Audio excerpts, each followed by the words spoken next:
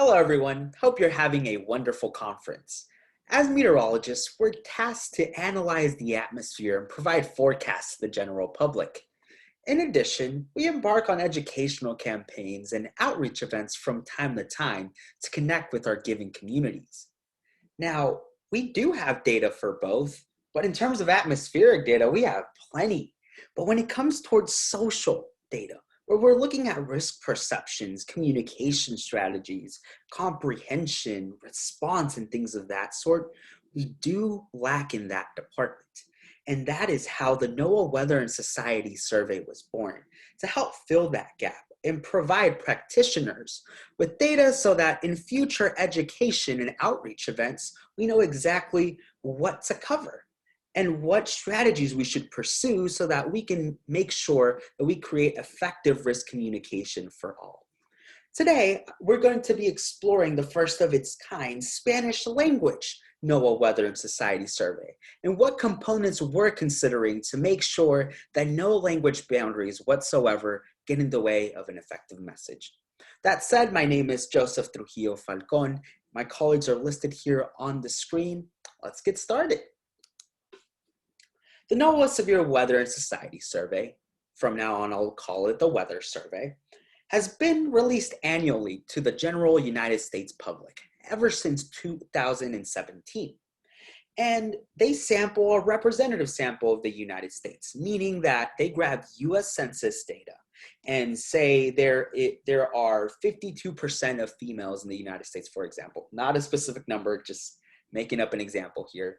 They will find exactly 52% to make sure that the entire sample that they're looking at represents the United States population. And so as census data updates, they make sure to match those given numbers. But they do ask two different types of questions throughout the given years. First off, baseline questions that measure core concepts relating to risk perceptions, warning receptions, comprehension and response, knowledge, how about trust within governmental organizations or even broadcast networks and things of that sort. And then every year they also ask one-time questions and come up with an experiment that address various topics. Like one year they considered the efficacy of probabilistic products, of decision-making strategies, et cetera, et cetera. You can access all this data, and I heavily encourage you to, at this link here below.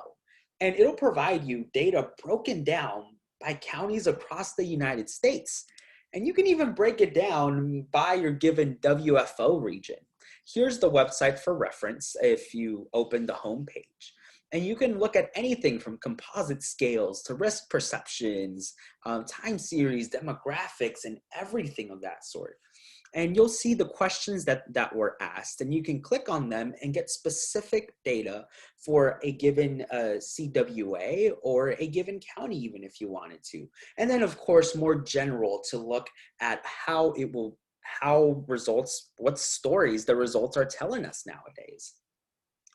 You can also break the data down by ethnicity, race, gender, et cetera, et cetera. In this example, was something that definitely opened my eye when I first learned about this survey. It's just that you can actually separate it between non-Hispanic respondents and people that are of Hispanic descent. And this question, for example, asks, do you understand the difference between watches and warnings? From 1 being definitely no to 5 being definitely yes. As you can see, the mean here looks like to be lower for Hispanic individuals than non-Hispanics, meaning that they do not understand the difference as much as non-Hispanics do. And while this is very resourceful data, I was curious about the definition of the term Hispanic because the US Census Bureau does take a different approach than other organizations when it comes towards defining that given population. And that's what prompted this project. Because the US Census Bureau defines Hispanic or Latino as a person of Cuban, Mexican, Puerto Rican, South or Central American, or other Spanish culture or origin, regardless of race. So this doesn't specify whether someone speaks Spanish or not, just really ties it down towards where someone comes from. And while that is a perfectly well-defined definition, Our purpose is to increase resources for Spanish-speaking populations. And so, despite us having data for Hispanic or Latinos, it's definitely a great start. Let me not shy away from saying that.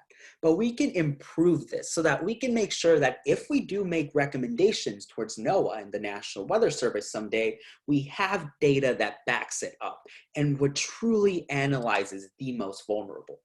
Because as of today, the CDC's Social Vulnerability Index indicates that there are areas, like in South Texas, for example, where over 30% of that given county speak English less than very well. And the most recent US Census Bureau data indicate that 22.7% of Americans speak English less than well. That is nearly 25%, nearly 1 in 4 Americans. And so this is an issue that we must address going on into the future. And our recent publication in the Bulletin of the American Meteorological Society digs into this issue about the lack of Spanish language resources and how we must continue to advance that, because by 2060, there will nearly 1 in every 3 Americans will be able to speak Spanish. And the primary strategy that this publication proposes forward is creating effective risk communication in Español by considering the principal regional and social varieties of Spanish, or known as dialects. Take into consideration, I'm Peruvian and I speak very differently than somebody from Puerto Rico, Mexico, or Panama would. And we can see this present day as how we go about translating does seem to be a little bit differently because of our upbringings. Here's an example. The Weather Service and FEMA define watch and warning differently from one another. And let me tell you, these two graphics are being sent out at the same time as of this presentation. It doesn't take you to know Spanish to see that for 2 given terms, they're using 4 completely different words.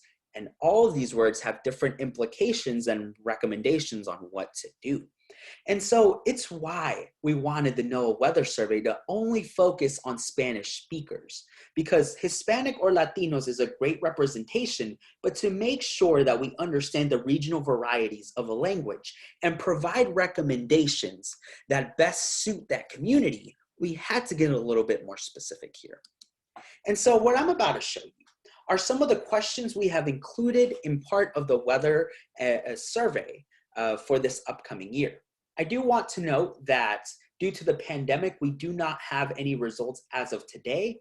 However, I do want to show you some of these themes because they are very important. And once we get a hold of this data, it will be very fascinating to see how everything changes. One special note, this has been translated to English for the sake of this being an AMS presentation, but this will be in Spanish, just so you know. First off, we add a question to the weather survey that asks if you consider yourself to be Hispanic, Latino, or Spanish, or to have Hispanic, Latino, or Spanish origins. And respondents have an option to choose yes or no, and then specify where their heritage stems from. The previous weather survey just asked if they were Hispanic, yes or no. And so this really gets us an opportunity to explore where these Spanish speakers are coming from and what countries and what regional dialects may be affecting the way they perceive weather and climate risks. Second, do you speak English in addition to Spanish? This is definitely a question that we added because we want to make sure that if we have the chance to, filter out and see how speakers that only speak Spanish are reacting towards this given information. Theoretically, a bilingual speaker could look at English language material if they were confused, but someone that only speaks Spanish can only depend on those resources in the Spanish language. And so this gives us an opportunity to separate the data out and really see how that is going to work with all of the given questions. I do want to note that the weather survey in Español will have the majority of the questions from the previous surveys administered since 2017, and these are just something that we're adding to make sure that we can filter it out later on. Another relates to weather sources and where they're getting their information from. We're curious about Spanish speakers because we've seen across the United States television being more popular, but hey, let's let the data speak. And in terms of social media even, WhatsApp is generally more used in Latin America and more used by Spanish speakers than compared to all other groups. So we want to see if there's an influence happening here and what sorts of channels or maybe even word of mouth resources they depend on so that we can provide ethical data towards practitioners and people that are interested.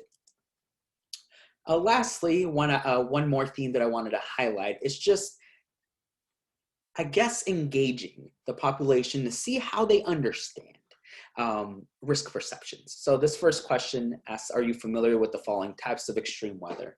It will list things as hazards such as droughts, flash floods, heavy rainfall, severe weather like tornadoes, and things of that sort. And then how do you rate the risk of the following extreme weather events to you and the people in your area? So it will provide data for that specific part of the United States that they live in. And so something that we did add on this survey was lightning information, because that wasn't in the previous weather surveys. And if you check out Violetta Yas's presentation during this same session, you'll see why. Hispanic and Latinxes have been disproportionately affected by lightning hazards. In 2020, nearly 50% of individuals had Hispanic-derived names. And so we wanted to make sure that we also gauge the perception of lightning towards these communities to know whether we need to increase resources and make sure that we create outreach events so that we can keep more of our Spanish population safe. Again, these are just one of the many themes we are set out to explore. The majority of the questions will be translated from English to Spanish from previous weather surveys, but we do hope that these themes really help us separate everything out so that these findings can be presented to NOAA to advocate for terminology development and improvement. Because now that we have well-established data, we can go out and show that maybe the word watch and warning need to be handled in a specific manner. For example, the possibilities are endless. Of course, we're considering adding an experiment with the survey, those one-time experiments that I mentioned at the beginning that gauge understanding and comprehension within Spanish-speaking populations. And lastly, we want to involve some partners from NOAA and the National Weather Service, because they have been interacting with Spanish-speaking populations, and we have several teams out there. The Puerto Rico office is very valuable in this too, that know a lot about the populations, and we want to know what they're curious about learning. And so we hope to provide pilot results, especially as this pandemic gets under control. And my contact information is down there below if you want to get in touch. But we do look forward to expanding resources so that we can create effective risk communication no matter the language barrier. Thank you so much for your time.